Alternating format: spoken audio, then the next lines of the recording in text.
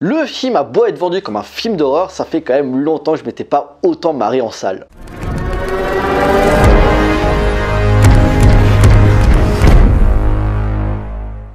Bonjour à tous, il va être question de L'Exorciste du Vatican, réalisé par Julius Avery. My faith does not require defense.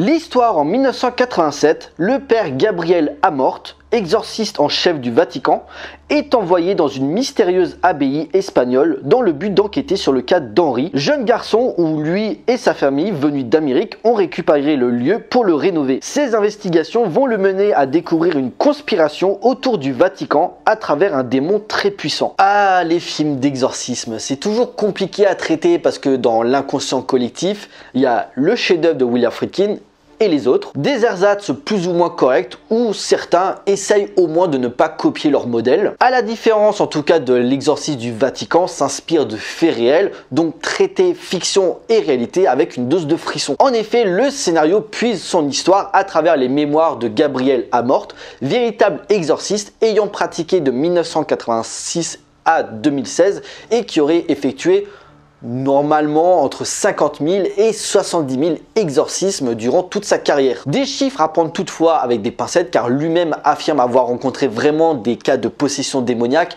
seulement une centaine de fois, le reste étant plus lié à des troubles mentaux. Forcément, traiter un personnage ayant réellement existé pour amener une certaine authenticité, comme l'avait fait James Wan avec les Warren sur la saga Conjuring. Mais très rapidement, on voit qu'une grosse liberté est prise pour te rappeler, c'est bien le réalisme, mais t'es quand même venu voir un film d'horreur mon gars. Prendre une figure iconique et réelle, mais y créer sa propre mythologie cinématographique. Mise en scène par Julius Avery qui avait réalisé les sympathiques mais oubliables Overlord et le Samaritain, on se doute que le cinéaste ne fera pas dans la finesse avec un côté série B débile par moment totalement assumé. Et comme j'ai dit à l'intro, je tiens là pour moi le plaisir coupable de l'année. Et c'est donc Monsieur Russell Crowe qui se charge d'interpréter le célèbre prêtre en total roue libre. La façon dont il parle aux démons à base de punchline est juste jubilatoire. Mais ce qui est intéressant, c'est que le démon joue sur les points faibles des gens pour mieux les manipuler et de fait, on découvre petit à petit le passé du père Gabriel Amort pour découvrir les péchés ainsi que les erreurs qu'il a pu commettre durant sa carrière. Que ce soit sa jeunesse durant la Deuxième Guerre mondiale ou encore une patiente dont il se sent responsable de sa mort. Bien sûr, on n'échappe pas aux habituels clichés de films d'horreur,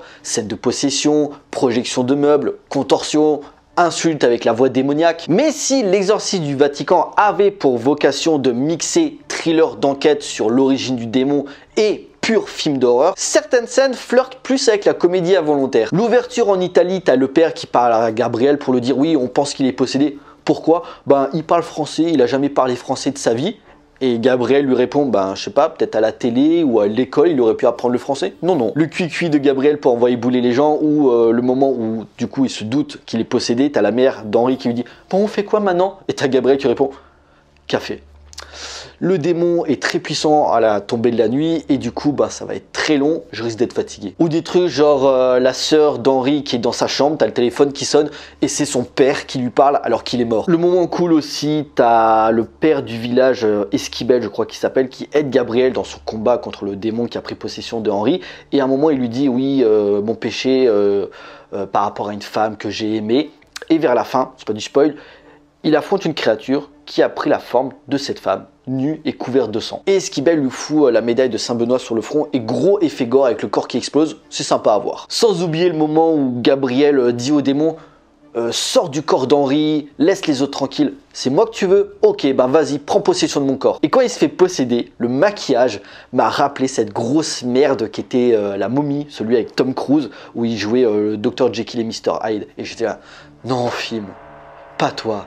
Pas après tout ce que t'as fait. Juste un petit truc, par moment vous entendez peut-être un petit bruit de fond, je m'excuse d'avance, ils sont en train de faire des travaux dans l'appartement. Pour la réalisation, je trouve ça assez propre, il y a de beaux plans, une belle photographie sur le contraste des couleurs et une lumière soignée, notamment les scènes d'exorcisme ou quand le démon utilise ses pouvoirs. La musique fait un petit peu tapis car le film joue surtout sur le sound design et les bruitages assez marquants. Ce que j'ai apprécié aussi, c'est la position du Vatican. En gros, au fil de l'enquête, on découvre la cause du démon qui est une histoire de vengeance suite à l'Inquisition espagnole au XVe siècle, où il était question de maintenir l'orthodoxie catholique, et si tu refusais, ben, on cherchait pas, on te butait. Et qu'en fait, tous ces massacres seraient dus à un homme de Dieu qui aurait été possédé. Et donc, ça remet en question les agissements de l'Église. Et d'ailleurs, plus le pouvoir du démon augmente, ça se ressent même au Vatican avec le pape interprété par Franco Nero, qui lui s'affaiblit de plus en plus. Donc c'est quand même bien de rappeler qu'à travers le passé, tout ce qui touche au catholicisme n'est pas blanc comme neige. À travers ce complot où le démon veut répéter ce qu'il a fait 500 ans auparavant en prenant possession du corps de Gabriel. Les sous-intrigues s'entremêlent intelligemment, et même si le film de Julius Avery n'est pas toujours maîtrisé dans son rythme, voire les personnages secondaires comme la famille d'Henri, qui petit à petit devient plus passif aux événements qui se déroulent, voire même la fin. L'affaire est réglée et en gros tu as juste une phrase, oui la famille d'Henri est rentrée aux États-Unis, on leur a acheté l'abbaye, donc voilà, ils vont très bien. Mais tu les vois plus. Malgré tout, j'aurais quand même voulu voir une petite scène d'Henri pour savoir après la possession comment il va. Est-ce qu'il va bien? Est-ce qu'il est en bonne santé? Ou est-ce qu'il a des séquelles? Non, on passe à autre chose. Il a quand même le mérite de se démarquer sur certaines idées visuelles et de surprendre le spectateur sur des retournements de situation plutôt bienvenus. Et pourtant, on est quand même sur un sous-genre de l'horreur ultra codé. Bien sûr, l'incrédulité sera personnelle car, comme j'ai dit précédemment, l'exorcisme du Vatican prend d'énormes libertés par rapport à la vraie vie de Gabriel. Assez pour lancer une franchise? Peut-être, puisque le démon du film, Asmodeus, serait l'un des 200 anges déchus et qu'il en reste 199 à débusquer.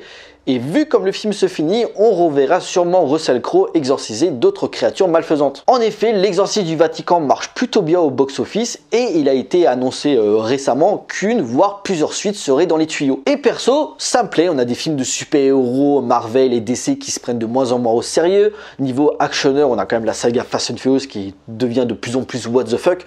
Et ça marche, donc pourquoi l'horreur n'aurait pas droit à sa petite saga horrifico-nanardesque? Perso, moi je prends. Et puis bordel de merde, voir Russell Crowe, lunettes de soleil en mode mafieux, rouler en Vespa, c'est collector. En conclusion, sous ces airs de sale gosse, l'exorcisme du Vatican se présente comme un bon plaisir coupable, fun et efficace, jouant habilement sur son ambiance et évitant le plus possible les jumpscares gratuits, se concentrant sur la profession du père Amort plus que les ressorts horrifiques habituels. Le film prête à sourire par quelques scènes diablement ridicules, mais les ruptures de ton mises en place par Julius Avery sont intelligemment posées pour ce divertissement sans prétention et qui pourrait activer une nouvelle franchise de l'horreur, ma foi fort amusante à suivre dans les années à venir. Voilà, cette vidéo est à présent terminée, j'espère qu'elle vous a plu, on like, on partage comme d'habitude. N'hésitez pas à me laisser des commentaires pour me dire ce que vous avez pensé du film, j'ai hâte d'avoir vos avis. Pensez à me suivre sur les différents réseaux sociaux pour suivre l'actualité de la chaîne et surtout, abonnez-vous pour la soutenir. Pour nous, on se retrouve pour une prochaine vidéo, d'ici là, portez-vous bien, allez voir des films, ciao.